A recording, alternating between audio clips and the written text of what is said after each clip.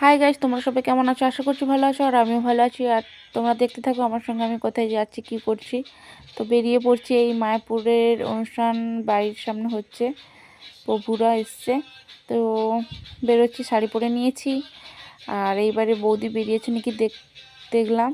তো বৌদির কাছে গিয়ে দেখি না, পুচকু তো দাঁড়িয়ে আছে। ও আমাকে একটা হাম্পু মিষ্টি করে দিয়ে দিল। এত সুন্দর মিষ্টি একটা হাম্পু পেয়ে গেলাম। তারপর বৌদি তো বেরিয়ে পড়েছে, মারও চলে গেছে। বাপের বাড়ির বাইরেই হচ্ছে, মায়াপুর থেকে প্রভুরা এসছে, নাচ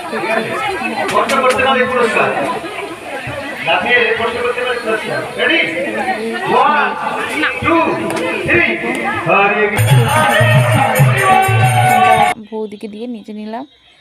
তারপর ভোগ খেতে বসে গেলাম। ভোগ তো এখনো আসেনি। তারপর দেখি না, ভোগ তো চলে এসে, আর পুচকু তো আমার কোলে